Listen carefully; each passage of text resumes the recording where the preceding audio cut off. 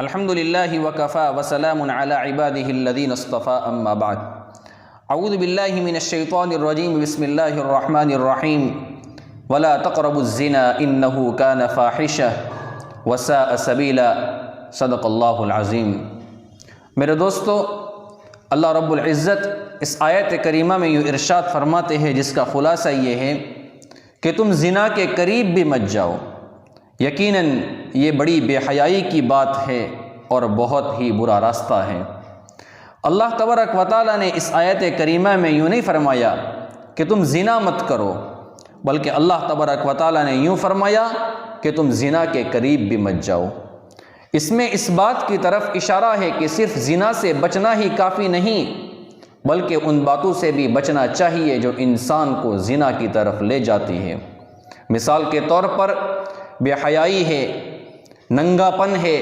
بدنگاہی ہے، مردوں اور عورتوں کا اختلاط اور ایک جگہ پر جمع ہونا ہے، اجنبی مرد اور عورت کا ایک دوسرے کے ساتھ تنہائی اختیار کرنا، ان تمام چیزوں سے بچنا چاہیے۔ اور زنا کو برا راستہ کہہ کر اس بات کی طرف اشارہ فرما دیا گیا کہ اس برائی کی وجہ سے آخرت میں جو گناہ ہوگا وہ تو ہوگا ہی، لیکن دنیا میں بھی اس سے بہت بڑا بگاڑ پیدا ہوتا ہے، خطرناک بیماریاں پیدا ہوتی ہے، ناجائز اولاد پیدا ہوتی ہے جو باپ سے محروم ہو جاتی ہے۔ ماں، بیوی اور بیٹی کی حیثیت سے عورت کو جو عزت حاصل ہے، جو احترام حاصل ہے، جو مقام حاصل ہے، عورت اس سے محروم ہو جاتی ہے۔ اگر کسی اور ایسی عورت سے زنا کیا جائے جو پہلے سے شادی شدہ ہے تو آئندہ ان لوگوں کو میراث مل جاتی ہے جو حقیقت میں میراث کے مستحق نہیں ہوتے ہیں۔ جو اصل حقدار ہے وہ محروم ہو جاتے ہیں، اور بہت سی دفعہ اس کی وجہ سے سماج میں جھگڑے کھڑے ہو جاتے ہیں اور یہاں تک کہ قتل اور خون کی نوبت بھی آ جاتی ہے۔ صحابہ کرام، ہمارے اکابر زنا سے بہت دور رہنے والے لوگ تھے، زنا سے بہت بچنے والے لوگ تھے۔ تنبیہ الغافلین کے اندر حضرت فقیہ ابو اللیث سمرقندی رحمۃ اللہ علیہ کچھ باتیں ارشاد فرماتے ہیں کہ حضرت جعفر ابن ابی طالب رضی اللہ تعالیٰ عنہ سے روایت ہے، وہ فرماتے ہیں کہ انہوں نے زمانے جاہلیت میں بھی زنا نہیں کیا، اور فرمایا کرتے تھے کہ جب مجھے یہ گوارا نہیں کہ کوئی شخص میری عزت کو پامال کرے تو میں کسی کی عزت کو کیسے پامال کر سکتا ہوں، کسی کی عزت کی چادر کو کیسے پھاڑ سکتا ہوں۔ اور یاد رکھے، زنا کی وجہ سے 6 قسم کے عذابات ہوتے ہیں، 3 دنیا کے اندر ہوتے ہیں اور 3 آخرت میں ہوتے ہیں۔ بعض صحابہ کرام سے روایت ہے کہ زنا سے بہت بچو، کہ اس کے اندر 6 قسم کی برائیاں ہیں، 3 دنیا میں ہے اور 3 آخرت میں ہیں۔ دنیا کی 3 کون سی ہے؟ نمبر 1، زنا کرنے کی وجہ سے رزق میں کمی اور بے برکتی ہو جاتی ہے۔ آج پوری دنیا کے لوگ روزی کی وجہ سے پریشان ہوتے ہیں، روزی کے لیے پریشان ہوتے ہیں کہ روزی میں برکت ہو جائے، روزی میں وسعت مل جائے، لیکن یاد رکھے اگر زنا کریں گے تو رزق بھی کم ہو جائے گا اور جو ملے گا اس میں بھی برکت نہیں ہوگی۔ نمبر 2، زنا کرنے کی وجہ سے نیکی کی توفیق سے بندے کو محروم کر دیا جاتا ہے، نیک اعمال کرنے کی توفیق نہیں ہوتی ہے، اچھے کام کرنے کی اللہ کی جانب سے توفیق نہیں ملتی ہے۔ نمبر 3، لوگوں کے دلوں میں اس کی نفرت پیدا ہو جاتی ہے، لوگ اس سے نفرت کرتے ہیں، لوگوں کے دلوں میں زانی کی محبت نہیں رہتی ہے، لوگوں کے دلوں میں اس سے نفرت ہو جاتی ہے۔ اور 3 عذاب یہ آخرت میں ملتے ہیں۔ نمبر 1، اللہ کا غضب، اللہ کا غصہ، اللہ کی ناراضگی اس پر نازل ہوتی ہے۔ نمبر 2، عذاب کی سختی ہوتی ہے، حساب و کتاب اس کا سختی سے لیا جاتا ہے۔ نمبر 3، دوزخ میں داخلہ اس کو نصیب ہو جاتا ہے، اس کا فائنل ہو جاتا ہے، جس کو اللہ تبارک و تعالیٰ قرآن کریم میں، بلکہ اللہ تبارک و تعالیٰ یوں ارشاد فرماتے ہیں، النار الکبریٰ، کہ جو جہنم کی جو آگ ہے وہ سب سے بڑی آگ ہے۔ ایک حدیث میں ہے کہ تمہاری یہ آگ دوزخ کی آگ کا 70واں حصہ ہے، یعنی جہنم کی آگ دنیا کی آگ سے 69 گنا بڑھ کر ہے۔ کتنی سخت ہوگی وہ آگ۔ اسی لیے اللہ کے نبی صلی اللہ علیہ وسلم کی روایت موجود ہے، ایک مرتبہ اللہ کے نبی صلی اللہ علیہ وسلم نے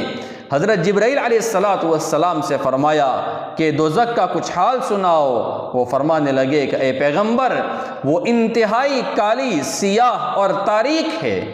اگر سوئی کے سوراخ کے برابر بھی اس کی آگ باہر آ جائے تو روئے زمین کی ہر چیز جل جائے گی۔ اس کے کپڑوں میں سے کوئی کپڑا اگر زمین و آسمان کے درمیان لٹکا دیا جائے تو تمام زمین والے اس کی بدبو سے مر جائیں گے، اور اس کے زقوم کا ایک قطرہ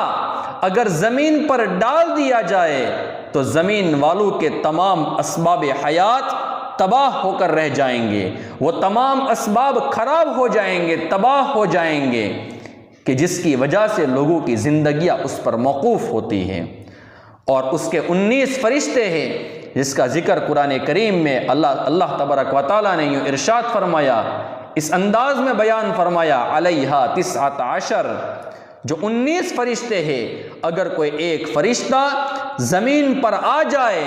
تو زمین والے اس کی شکل کو دیکھ کر اس کی ہیبت کی وجہ سے مر جائیں گے، اور اس کی زنجیروں کا ایک حلقہ اگر زمین پر رکھ دیا جائے تو وہ زمین میں دستہ چلا جائے گا، کسی جگہ پر رکے گا نہیں۔ اللہ کے رسول صلی اللہ علیہ وسلم نے ارشاد فرمایا، جبرائیل بس کافی ہے، اور اللہ کے نبی رونے لگے، جبرائیل بھی رونے لگے۔ اللہ کے رسول نے فرمایا، جبرائیل تم کیوں روتے ہو؟ تمہارا تو اللہ تبارک و تعالیٰ کے یہاں پر بہت بڑا اونچا مقام ہے، مرتبہ ہے، اللہ کے یہاں آپ کا مقام ہے۔ حضرت جبرائیل علیہ السلام نے فرمایا، یا رسول اللہ، مجھے کیا بھروسہ ہے کہ میں اللہ تبارک و تعالیٰ کے یہاں اسی مقام پر رہوں گا، یا مجھے بھی ہاروت ماروت اور ابلیس کی طرح کسی امتحان اور آزمائش میں مبتلا ہونا پڑے گا۔ ذرا سوچے، جب جبرائیل علیہ السلام اور مقربین فرشتے اللہ تبارک و تعالیٰ کے دربار میں روتے ہیں تو مجھے اور آپ کو اپنے گناہوں کے اوپر کتنا رونا چاہیے، ہم گنہگاروں کو کتنا رونا چاہیے۔ دیکھنا کہیں اپنی زندگی اور صحت کے دھوکے میں مت رہنا، دنیا تو ختم ہونے والی ہے، عذاب بہت لمبا ہے، اس لیے زنا سے بچتے رہو کہ وہ اللہ کے غضب اور اللہ کی ناراضگی اور دردناک عذاب کو لاتا ہے۔ انتہائی سنگین گناہ وہ زنا ہے جس میں کوئی شخص مسلسل لگا رہتا ہے۔ مثال کے طور پر کوئی بندہ اپنی بیوی کو طلاق دے کر یوں ہی بطور حرام اپنے پاس روک کر رکھتا ہے، رسوائی اور ذلت کے ڈر سے لوگوں کے سامنے ظاہر نہیں کرتا، ایسے شخص کو آخرت کی رسوائی کے خوف کی وجہ سے زنا سے بہت بچنا چاہیے، اس پر ہرگز اصرار نہیں کرنا چاہیے، اس پر ڈٹے نہیں رہنا چاہیے، کیونکہ اللہ تبارک و تعالیٰ کے عذاب کا مقابلہ کرنا یہ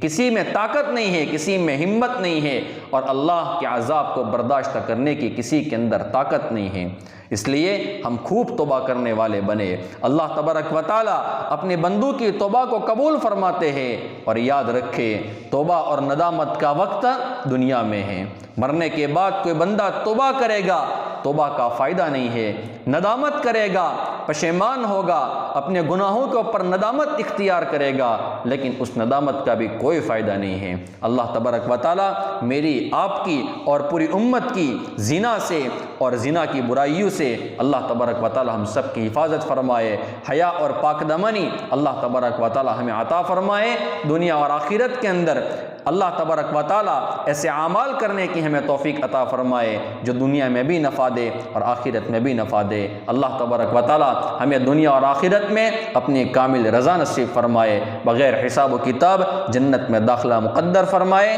آمین یا رب العالمین۔ وآخر دعوانا ان الحمد للہ رب العالمین۔